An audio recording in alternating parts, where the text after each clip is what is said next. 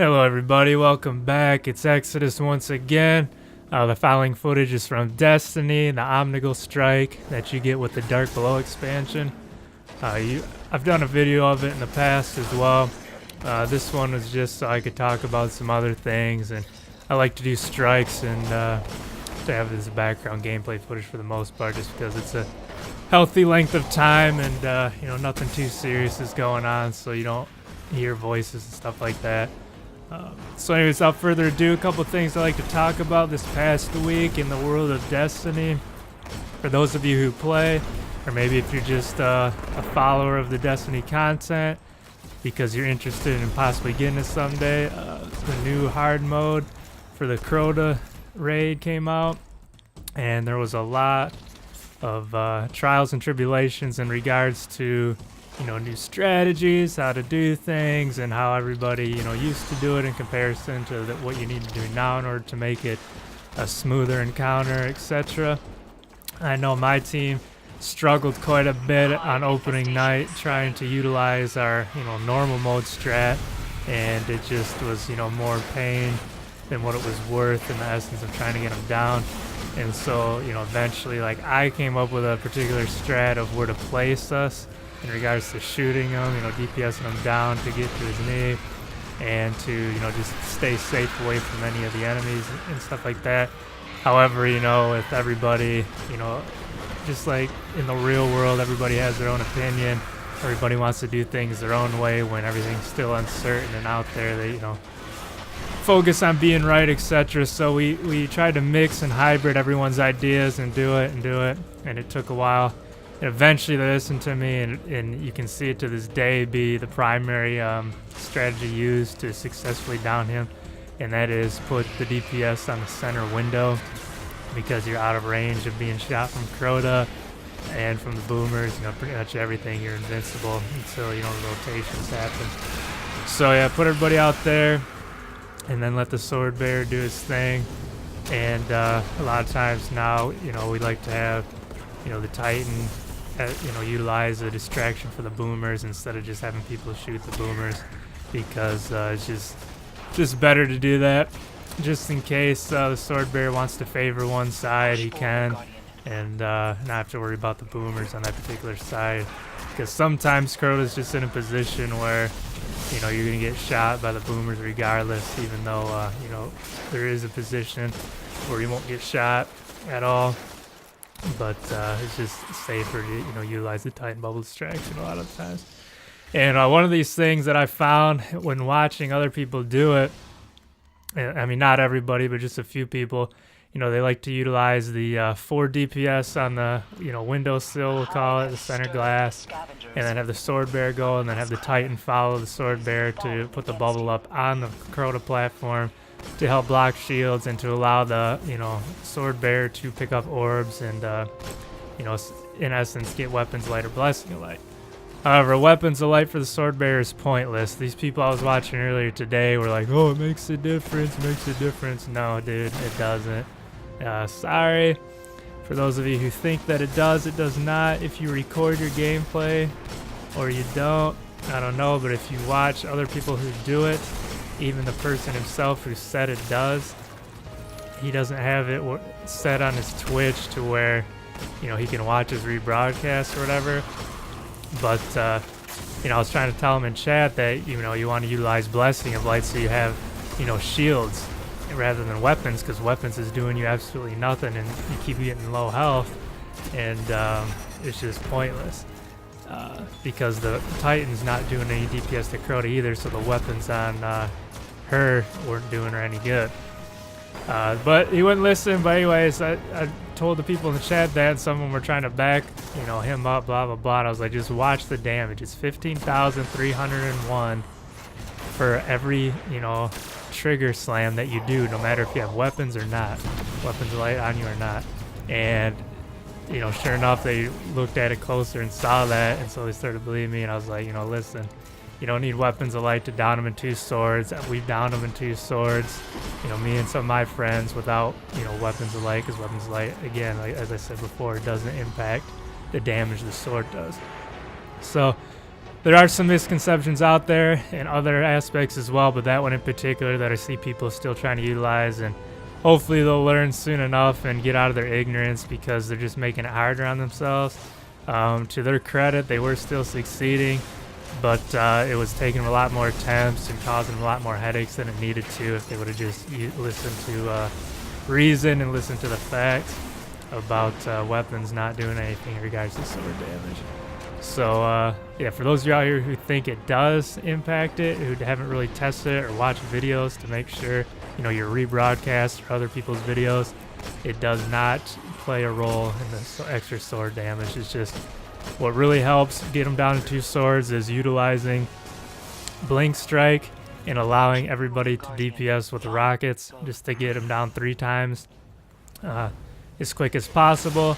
And so, and the blink strike, the reason why that plays a huge role is because instead of getting a standard 3 slam, you can get a guaranteed 4 slam in, you know, etc. So, I mean, like I said, there's not one set way to do it, hard mode, successfully, obviously, but just, again, if you're going to utilize the Titan bubble next to, you know, Crota up on this platform, do Blessing of Light. It'll save you a lot of headache and potential of the sword bearer dying from taking extra damage when he's leaving the platform or while he's up on the platform by boomers, and or allow the Titan who's doing the bubble to get away easier by having that extra shield rather than worrying about just the health in general. So one of the things we like to do is you know, again, utilize the bubble as a distraction rather than putting it up next to the sword thing now, because we found a lot of times, you know, when you do have to rotate people's roles, the chemistry takes a while to get there, and it's all about timing. Well, to ignore the whole timing aspect and to make it safer for the second person, you know, that was following, you just put the bubble on the bridge, like pretty much right next to or near the boomers below them, and you stand in it, and it makes them focus on you and just shoot your bubble the whole time. So that way you're able to have them not look at the sword bearer Crota at all, or anyone else for that matter, on that particular side. And if you have blessing or weapons up, I guess it doesn't really matter, but you can then pop out of the bubble and shoot the sword bearer, you know, easier, because you have a clear line of sight to bottom mid no matter where he's trying to hide.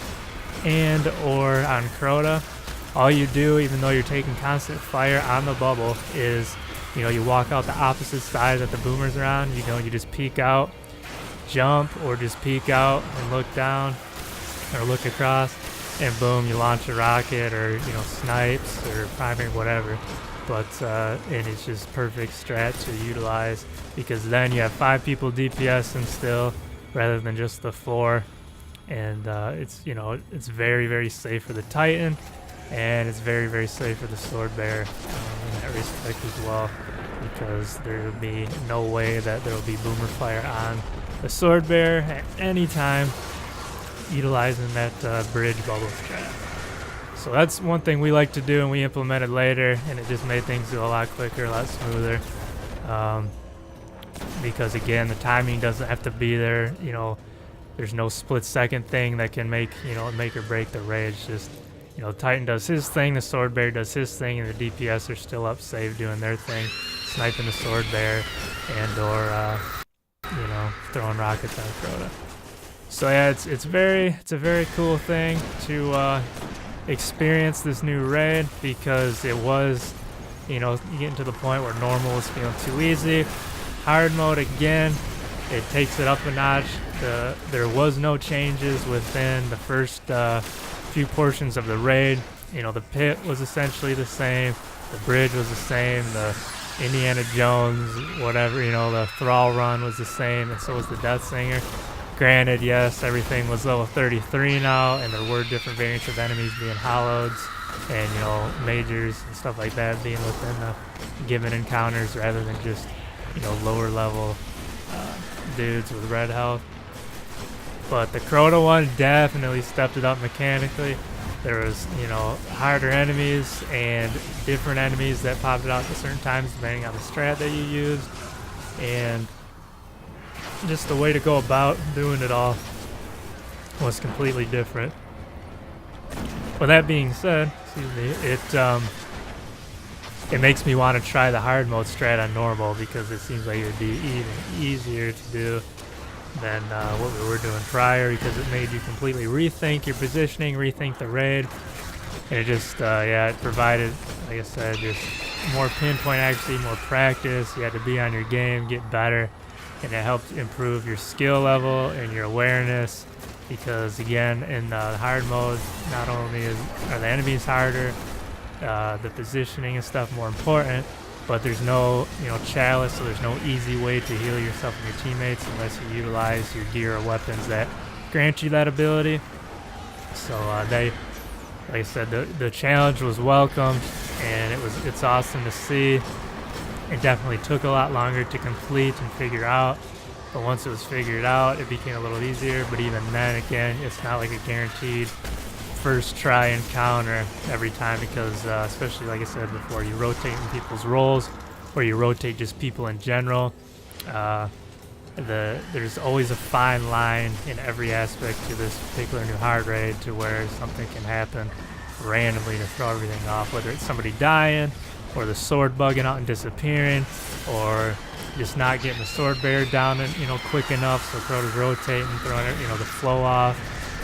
Or depending on the strat you use, you have the wizard come out at the wrong time, or you don't get the bubble up in time to protect the sword bearer, just stuff like that. There's all different variants, and yeah, there's like a completely new way to do ogres now, because the bottom middle pretty much is a no camp zone due to the gatekeeper, which I love to see, because so many people are utilizing just the whole bottom middle thing, and they weren't actually out experiencing the different areas of the map, and on normal mode. So now on hard mode they're forced to, which is, again, like I said, is awesome in my opinion, because it allowed us to further create other strategies to utilize and expand our ways of thinking to break the encounter down, and to just improve the overall flow of your gameplay as a team.